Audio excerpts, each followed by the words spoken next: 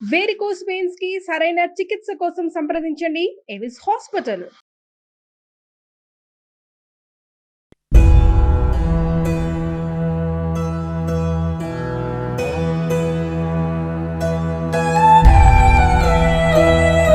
ఈ వయసులో మేడం నేను ఇట్లా అయిపోయినంటే నా పిల్లల దగ్గర సగం పానం చచ్చిపోతుంది అప్పుడప్పుడు.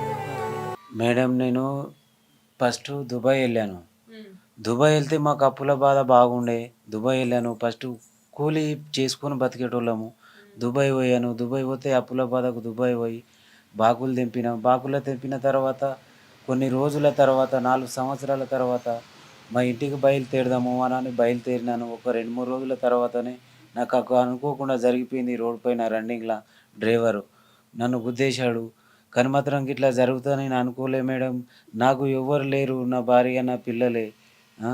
నా పరిస్థితి బాగా ఘోరము. నాకు ఎవ్వరు, నేను లేకపోతే ఆ పూటకు ఎవరు పెట్టరు. నా భార్య నా గురించి, నేను కోమాలో ఉన్నన్ని రోజులు మేడం కొన్ని బాధలు పడ్డది. తిండి తినలే. ఆమె కూడా హాస్పిటల్‌లో దింపారు. ఆమెకు కూడా పరిస్థితి ఘోరమైంది. నా దిక్కేని మత్తు ఘోరపడ్డది నా భార్య, నా పిల్లలు. వెనక ముందు నాకు ఎవ్వరు సపోర్ట్ లేరు, ఏం లేరు. అనుకున్న ఊళ్ళే ఇప్పుడు లేకపోతే ఒక ఊళ్ళో నేను బతుకుతున్నా మేడం. నాకు అనుకున్నది ఏందంటే, ఒక ఇల్లు కావాలా, ఇంత నలుగుట్ల తిరగనీకి ఒక బండి కావాలా, బండి ఇంత పింఛని కొద్దిగా ఏదన్నా హెల్ప్ చేస్తే నాకు మీ తరపు నుంచి, ఎంపీ తరపు నుంచైనా, మీ తరపు నుంచైనా ఏదైనా చేస్తే బాగుంటుందనని నేను సంతోషపడుతున్నాను మేడం. కానీ చేస్తే మంచిగుంటది మేడం. ఈ పాటికి 4 నెలలు అయితున్నది. నాకు కూకొనుడుకు ఫుడ్డు కూడము, నా భార్య ఒకతి, నా పిల్లలకు, నాకు ఏడికెని తెస్తది.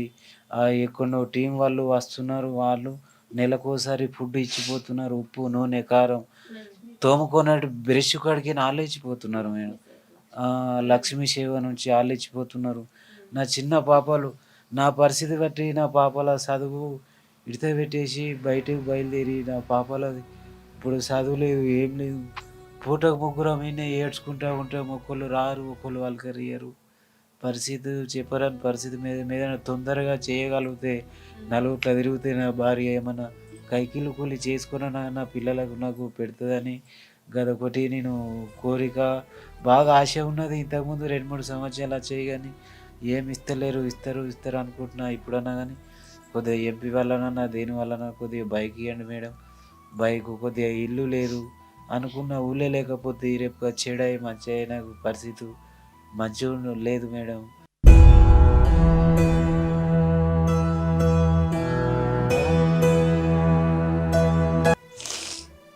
ఈ వయసులో మేడం నేను ఇట్లా అయిపోయానంటే నా పిల్లల దగ్గర సగం పానం చచ్చిపోతుంది అప్పుడప్పుడు. నాకు చేస్తాను ఒక హెల్ప్ చేసింది లేదు, ఏం లేదు మేడం. కొద్దిగా చేస్తే నా నడుము కూకోండి కలగలిగిపోతున్నది. నాకు అన్నిటికీ ఇబ్బంది అవుతున్నది.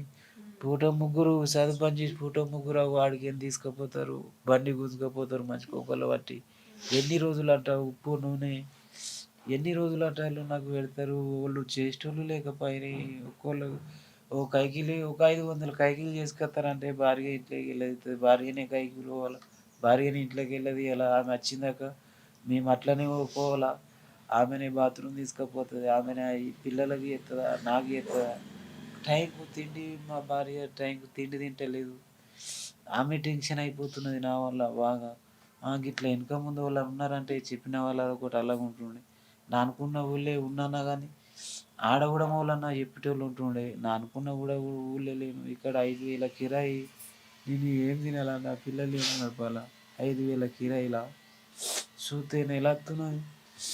ఏడ మేడం డబ్బులు మెడికల్ హాస్పిటల్లో డబ్బులు బాగా అడుగుతున్నారు.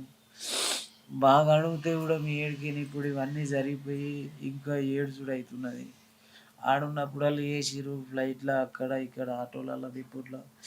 ఇక్కడ ఈ కాలు జరిగిపోయింది, ఇది జరిగిపోయి ఇంకా నాకు ఇట్లా దేక రాకుండా కూడా అయిపోయింది ఇప్పుడు ఇది యథార్థం అయినప్పటికీ నిజంగా కల అయితే బాగుండు అని ఆ ఫ్యామిలీ అంతా ఎదురు చూస్తుంది. ఈ ఘట్టం ఒకటి కల అయిపోతే ఒక ఒక కుటుంబం మళ్ళీ చిరునవ్వుతో వెనక్కి చూడగలుగుతుంది. కాకపోతే ఇక్కడ ఆ పరిస్థితి లేదు. ఇది కల కాదు. నిజంగా జరిగిన గాథ. వాళ్ళని ఎంతగా కుంగదీసిందో మనకి తెలుస్తుంది. అతను ఏమంటున్నాడంటే, "నేను బ్రతికున్న జీవచ్ఛవం అంటే జీవచ్ఛవంలా బ్రతికున్నాను. నాకు నన్ను నేను కదల్చగలగలేని పరిస్థితి. నన్ను నేను కదల్చగలిగి నాకు నేను ఇంట్లో నా పనులు నేను చేసుకోగలిగితే నా భార్య నన్ను పోషిస్తది. అందుకే నేను ప్రభుత్వాన్ని గానీ, అధికారుల్ని గానీ, ఎమ్మెల్యే, ఎంపీల వాళ్ళని గానీ కోరుకునేదొకటే. ఎవరైనా దయగల వాళ్ళు నాకు ఈ పరిస్థితి నుంచి దాటేయగలిగితే చాలా రుణపడి ఉంటాను" అని చెప్తున్నాడు. ఎవరైనా మీకు సహాయం చేయాలి అని అనుకుంటే స్క్రీన్ మీద కనిపిస్తున్న నంబర్‌కి మీరు వాళ్ళకి సహాయం చేయవచ్చు. ఎందుకు అంటే ప్రార్థించే హృదయం కన్నా ఆదుకునే చేతులే మనకు మిన్న అనేసి, మనకెవరైనా ఆదుకునే చేతులుంటే బాగుండు అని వాళ్ళు ఎదురు చూస్తున్నారు.